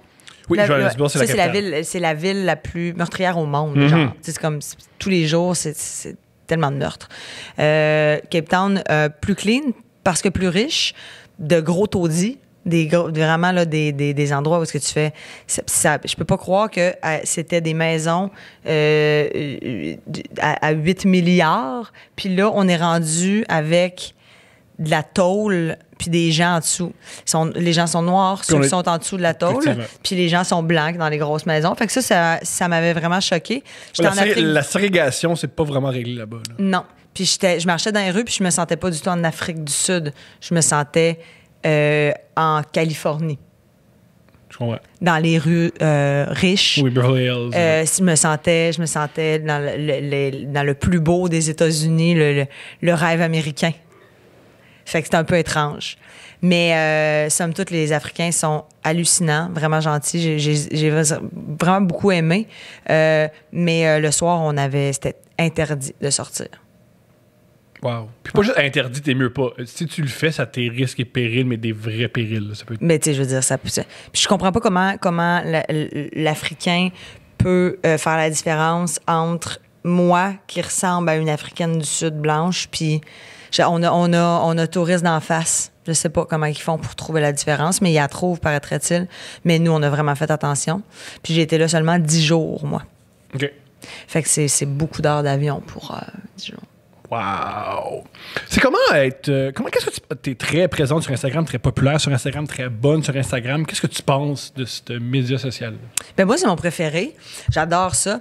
Moi, je suis quelqu'un qui aime faire rire sur Instagram, mais qui aime aussi passer des messages, être douce envers les gens qui souffrent, essayer de faire comprendre aux jeunes certains trucs. Ça en a coûté une calice de controverse que j'ai eue il y a 2 ans. OK, je suis content.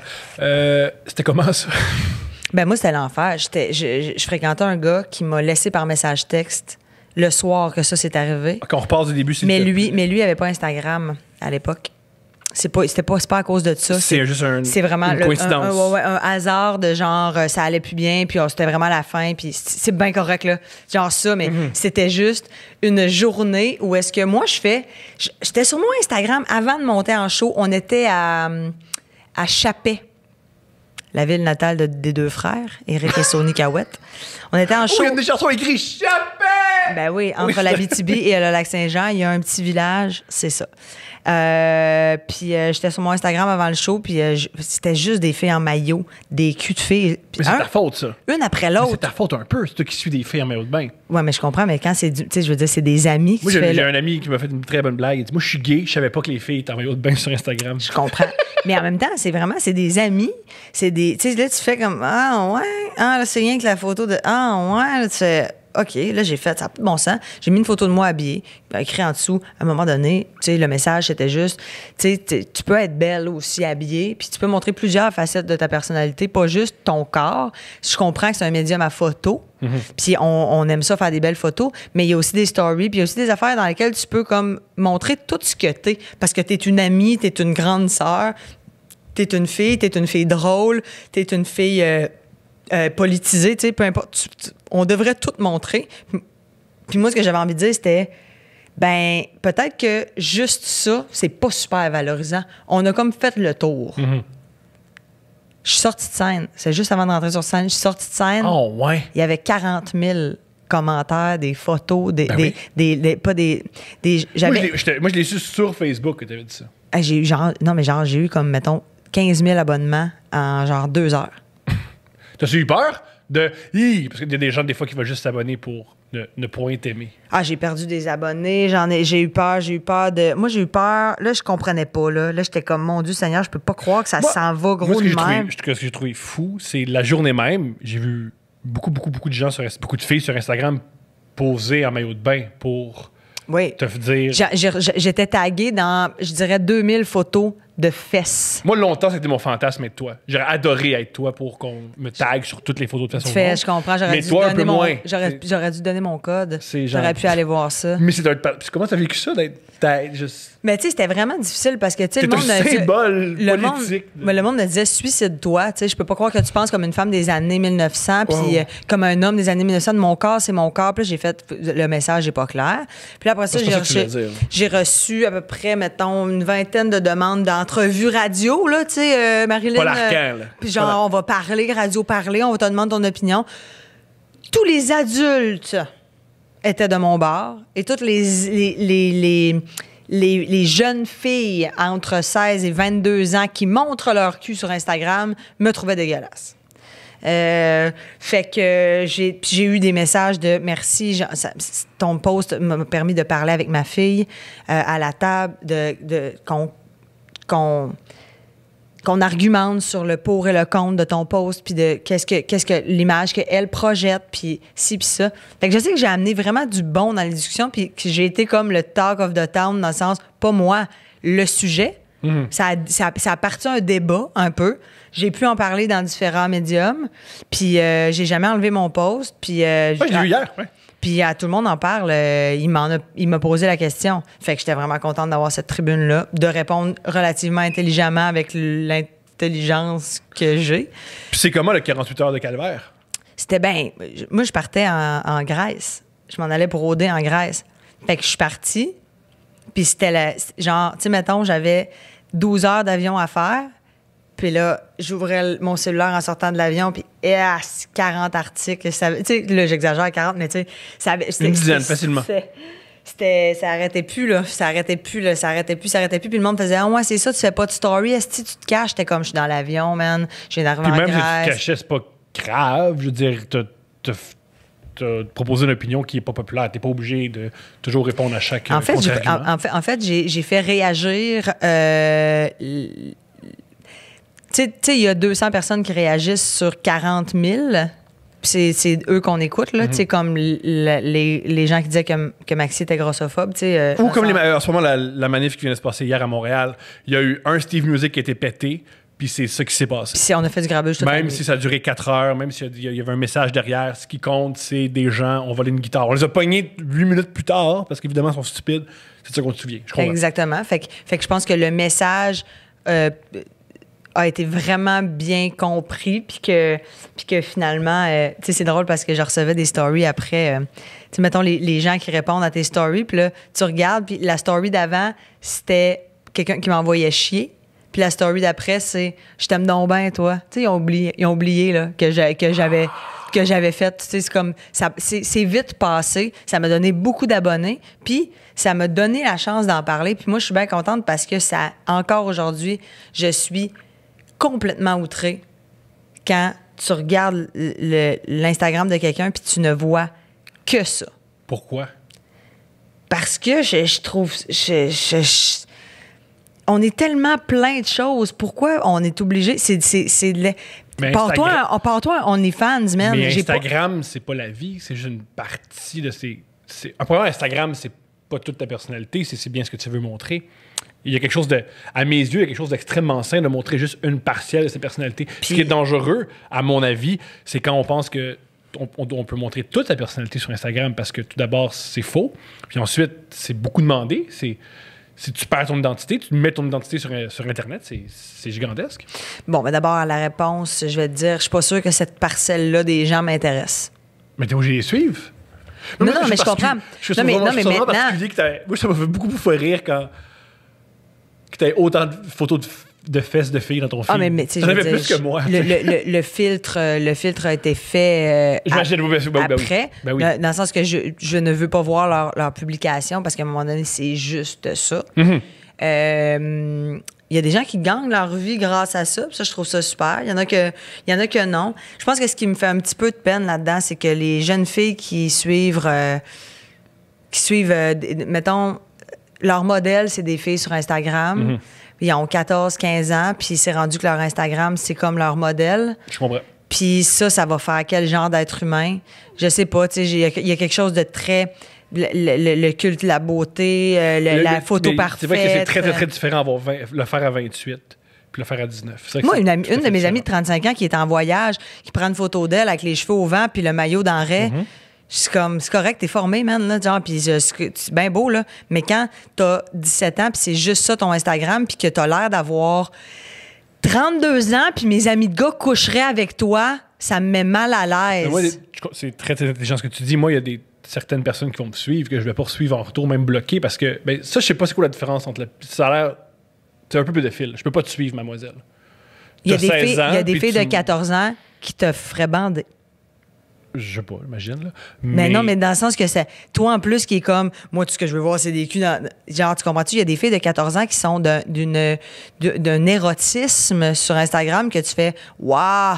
Wow. Là, ça prend l'âge, puis je comprends. Puis là, tu fais, OK, fait que là, ton modèle, c'est Elisabeth Rioux. Elisabeth Rioux, elle a une compagnie de maillots. C'est une entrepreneur. Merci, Elisabeth, au moins d'avoir ça, mais sinon, ce n'est que ça. Là, tu fais, OK, est-ce qu'ils vont s'accrocher au côté entrepreneur ou le fait qu'elle a 1,1 million d'abonnés à cause qu'elle est. Hey, moi, ça là. Puis pour être entrepreneur, généralement, il faut que tu aies une famille entrepreneur. Elle n'a pas juste tombé sa tête qu'elle est entrepreneur. Elle vient d'un milieu d'entrepreneur, elle s'est fait aider pour son entreprise. Ouais. C'est pas. C'est parce que je pense que je suis angoissée pour puis que je me questionne sur mes enfants futurs qui auront. Parce que, tu sais, je veux dire, est-ce qu'il y a 15 ans, est-ce que tu avais le droit d'aller dans un gala? Pas le droit, je te parle. Il y a 15 ans, est-ce que on aurait été choqués si Lady Gaga était arrivée dans un gala avec les deux mamelons à l'air à travers un chandail? Probablement que oui. Maintenant, ils ont les seins presque nus, des Rihanna, qu'on connaît les seins de Rihanna parce qu'elle met des chandails filets dans des galas, les seins à l'air. Il y a comme quelque chose qui... C'est différent, ça, c'est des mœurs. Parce qu'en France, toutes les actrices t'es vues nues. Ça, c'est aussi une question de mœurs. Là. Faut pas avoir peur non plus du corps de la femme. Faut pas non plus tomber dans le piège de ta barouette à mon ses seins. Oui, elle a des seins. C'est juste la question de ça va aller jusque où? C'est juste ça. Est-ce qu'on va finir? Est-ce que. Puis moi, le pire, là, genre, si, mettons, ça devenait correct que les femmes, on puisse se promener chest nu comme les gars, je fais comme. OK. Mais il y a un côté. Il y a les gars qui suivent sur Instagram, le côté sexuel. Et comme, je trouve qu'il y a quelque chose de. Je fais comme. Je veux protéger nos petites filles. C'est vraiment. Je suis peut-être trop protectrice. Puis j'ai pas le goût que mes petites cousines deviennent ça. Et aussi, t'as beaucoup d'amis gars, beaucoup d'amis adultes. Tu sais ce qu'ils font sur Instagram. Tu sais qu'ils vont suivre des filles très, très, très, très jolies, leur parler en privé. Je comprends. Il y a quelque chose de. C'est ça que je fais. Gardez ça pour vous. Tu sais, mettons, protégez-vous juste. Protégez-vous. Puis tu sais, après ça, ils ont des messages, là, tu sais. Pas de bon sens de gars. Puis là, je fais comme, mais voyons donc, mais c'est parce que c'est pas ça qu'il faut que tu. En tout cas. Oui. Puis là, tu fais, mais pourquoi les hommes me parlent comme ça? Mais tu communiques peut-être. Il y a des hommes qui prennent ça comme tu communiques que tu es ouverte à ça, mais tu l'es pas. Je comprends. Fais attention à toi, c'est public, n'importe qui a accès à ça. Ouais. C'est super beau la photo, mais même t'es jeune. Tu sais, protège-toi. Un jour, tu as 29 ans. Peut-être qu'à 29 ans, tu voudras pas qu'une photo de toi à 16 ans soit comme ça. Je comprends. Exactement. Puis si tu veux devenir avocate, si tu veux devenir, tu sais, peut-être que ça va être des choses qui vont ressortir parce que c'était trop. Ce qui est malheureux, par contre, que ça ressort. C'est malheureux que, à cause qu'une fille s'est sexualisée sur Internet, elle peut pas avoir un certain poste. Ça, c'est une idée débile. Ça existe. Ouais, mais je pense qu'il faut que ça soit. Faut que tu aies fait quelque chose quand même, là. Mais ce que je disais par là, c'est que je suis vraiment malheureux que ce soit une réalité que, puisque tu as une photo de toi en maillot de bain, t'as pas accès. Tu peux perdre accès à un poste. Ça, c'est horrible. Mais somme toute, je veux dire, je suis vraiment pour c'est ça que le message avait pas passé. Je suis vraiment pour l'acceptation de soi, que tu sois grosse, petite, belle. Oui, Sacha, il prend des super belles photos de toi, t'es fier de les montrer. Puis c'est bien correct. Puis, tu sais, je veux dire, moi, je suis pas à l'aise de me mettre en maillot sur Instagram ou quand je me mets en maillot sur Instagram, c'est vraiment une niaiserie, genre, puis c'est pas du tout érotisant. Non, c'est ça. Ça me fait rire, ça. Ça me crois-tu... Hein? T'es humoriste, t'es drôle. Penses-tu que c'est possible à être perçu comme étant hilarante et bandante? Parce que même chez les hommes, je crois que c'est difficile. C'est rare les hommes qui sont bandants et hilarants. Louis-José Hood m'a fait bander longtemps. Mais grâce à son humour. Je le trouve vraiment sexy aussi. J'ai du temps, puis il arrive bien. C'est vrai. Je pense que oui. Je pense que oui, mais je pense qu'il faut pas abuser de son côté sexy. Tu sais, mettons, ça va me faire plaisir de mettre des belles photos où est-ce que je fais wow, tu sais, je me trouvais belle là-dedans, tout ça. Mais tu sais, j'abuse pas de ça parce que justement, je suis pas à l'aise avec les messages des gars. Je suis pas sur Tinder, je suis pas sur les applications. Arrête de me demander d'aller dans un mariage avec toi le 5 septembre. J'irai pas, asti. Ah, t'as droit à ça, toi! On a 4 mois pour apprendre à se connaître. Ouais, OK, cool, mais non. Hey, ça te tente-tu? Viens à Québec, on va faire de la calèche. Peux-tu t'inviter à souper? Ça te tente-tu de ci, de ça? C'est constamment... Je réponds toujours la même chose. Je ne suis pas sur Tinder. Ceci est ma page artiste. C'est pas un site de rencontre. Tu vends des billets là-dessus? Merci de l'intérêt que tu me portes, mais malheureusement, je vais décliner. c'est le même message que j'envoie à tout le monde. Ça me met vraiment mal à l'aise. Fait que c'est pour ça que j'abuse pas de la photo sexy aussi. Puis je veux être perçue comme étant une femme de tête drôle, qui a quelque chose à dire, puis qui est cool, plus que de la chicks. Je comprends. Moi, ça m'agresse un gars qui me dit tout le temps que je suis belle. Je fais comme, je me trouve plus belle en dedans. Peux-tu me dire que je suis belle en dedans plus? Parce qu'on est avec notre corps, puis c'est bien le fun. Je suis contente, j'ai vraiment des super beaux yeux. Je suis bien contente, mais je les ai pas décidés. Mais ma personnalité... Tes idées. Tu sais, ça, je trouve que c'est ça qui fait qu'une femme est sexy. Peut-être que c'est encore un argument de plus par rapport à le physique. C'est beau, t'es né avec un beau corps. Peux-tu juste nous montrer que t'es hot aussi? Il y a peut-être tout ça à travers ça aussi. Là. C'est brillant. C'est brillant. Je vais finir avec ça. Tu as fait dernièrement avec Eve, puis malheureusement, je connais pas les autres comédiens, mon erreur. C'est un truc pour juste pour rire. Vous avez vraiment fait un sitcom d'1 heure. Ça, c'est un truc que j'ai discuté avec plein de monde de l'industrie. Comment ça, vous n'avez toujours pas de sitcom? Quand je dis comment ça, je sais que c'est pas de votre faute. Comment ça, c'est si compliqué que vous ayez une demi-heure de télévision par semaine à la TV? Ben, on n'a jamais proposé à personne. C'est vrai? Jamais. Jamais! Comment ça? On a toujours dit comment serait le fun à un moment donné d'avoir dit comment serait le fun à un moment donné. Puis là, ben avec ce qui s'est passé là, c'est vraiment fucking drôle. Check ça, je te raconte. On a fait des entrevues dans le journal avant. La semaine d'avant, on disait, nous autres, on teste. On fait vraiment un test. On veut savoir, genre, est-ce que ça se pourrait que les Grandes Crues aient un sitcom à la TV? Ça serait le fun, tu sais. Fait que là, les journalistes reprennent ça, tu sais. Les Grandes Crues veulent tester un sitcom. Non. Puis on est comme bien fiers de tout ça. On se dit, c'est bien correct. On regarde le montage, on fait, mais c'est bon, c'était écœurant. Puis moi, je voulais vraiment qu'on joue avec des vrais comédiens. Je voulais pas avoir des humoristes. Je voulais qu'on ait Éric Robidoux, Noémie O'Farrell, Serge Postigo, des acteurs qui savent jouer, comiques, puis qui allaient rendre l'idée qu'on voulait. C'était important pour moi. Sûr. Puis on est allé là. Puis jouer, c'est une formation, puis ça aide. Ouais. Vraiment. Puis là, ça passe à la TV, dans l'ordinateur. 15 minutes dans l'ordinateur. 15 minutes plus tard, il y a un article qui sort du Journal de Montréal. Quand est-ce que vous allez leur donner un sitcom? Là, on fait comme, ben voyons donc, mais c'est bien le fun. Et là, le lendemain, à 11h le matin, il y avait 8 boîtes. Let's qui go! nous avaient approché déjà. Super, mais c'est une bonne affaire. C'est une super affaire. Je suis très heureux d'entendre ça. Fait que on met ça en branle, mon chum. On va foncer, puis on a des super bonnes idées. J'imagine que ça va accrocher, là, tu sais. C'est quand même un esti beau démo, là. Check ce qu'on est capable de faire en étant en Zoom. Ben oui. Tu imagines avec de la vraie situation, puis tout ça. Puis on n'aurait pas été capable de faire ça il y a 3 ans. On a vraiment une manière de travailler, Eve puis moi, ensemble, qui est rendue complètement organique, là. C'est comme, on rebondit ensemble. Si on baisait, ça serait vraiment bon. Je suis convaincu. Je comprends ce que tu veux dire. Mais je suis content d'entendre ça. Moi, je croyais vraiment à tort. Puis c'est une raison pourquoi je chialais dans la vie. Je m'étais dit, ces 2 filles-là n'ont pas leur sitcom, il n'y a pas d'entrée en télé, tabarnak, parce que ça va de soi qu'il y a un sitcom. Ah, ben, genre, ça nous tente vraiment, là. Puis là, on a comme plein d'idées. Puis là, tout d'un coup, tu fais genre, ben oui, effectivement. Puis là, on va finir le premier show. Fait que là, on va pouvoir plancher sur un sitcom. Vous avez beaucoup d'expérience en plus. Le fait que vous avez attendu, c'est que vous êtes meilleur. On joue ensemble constamment. C'est ça, les Grandes Crues, là. C'est du jeu scénique. On n'est pas dans du stand-up pur, nous autres, là.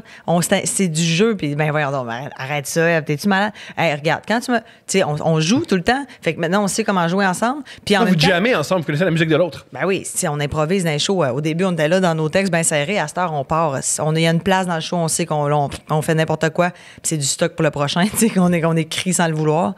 Fait que non, je pense que ça peut vraiment être cool. Puis j'ai envie de faire jouer mes amis comédiens que je trouve qui sont comiques, mais qui n'ont pas la chance de le montrer. Tu sais, des acteurs de théâtre. C'est les plus drôles. C'est les plus drôles. Justement, Éric Robidoux, lui, qui jouait mon amant conspirationniste dans le truc, qui est un acteur hilarant, qui ne fait que des grandes pièces à Duceppe, au Rideau Vert. C'est les plus drôles. Il fait des rôles dramatiques dans Faits divers. C'est un acteur de téléroman qui fait des... Tu sais, il est comique, esti. Il y a un truc qui s'appelle Le Pool. C'était avec Guillaume Girard puis Éric Kaboulian. Ils ont fait ça il y a genre 7-8 ans. Puis Robidoux, il est là-dedans.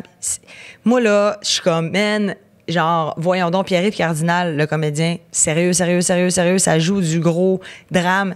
Il est hilarant. Man, j'aimerais ça pouvoir. Tu sais, j'ai le goût de faire travailler des gens dans mon entourage, des comédiens bruns avec la barbe.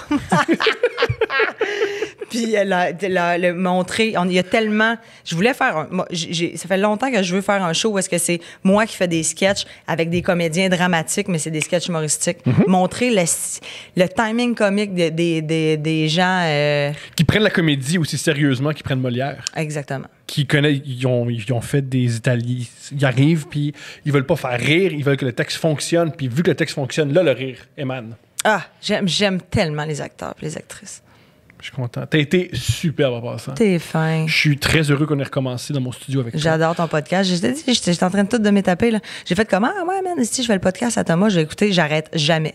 Ah, mais c'est fin. C'est vraiment très bon. Mais merci! Puis c'est pour ça que j'ai dit mon nom, ma ville, puis de où que je viens, puis de mon âge, puis 1987. T'as quel âge, hein? Moi, j'ai 31 ans. 31 Je suis né le 10 novembre 88 à Montréal. 87, moi, 21 juin.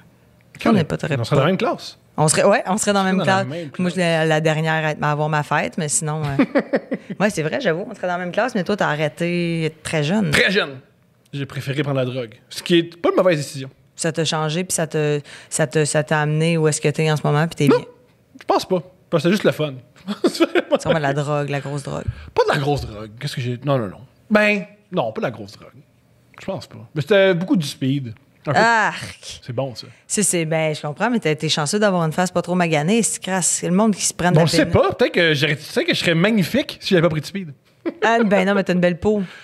Mais ça, c'est l'arrêt d'alcool, hein. On l'a dit tantôt. Ouais. C'est la voilà. C'est la Ça fait pas vrai que ça fait une belle peau.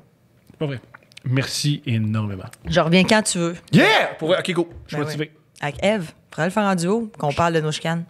Pour vrai, on le fait. OK. Je suis motivé. Merci.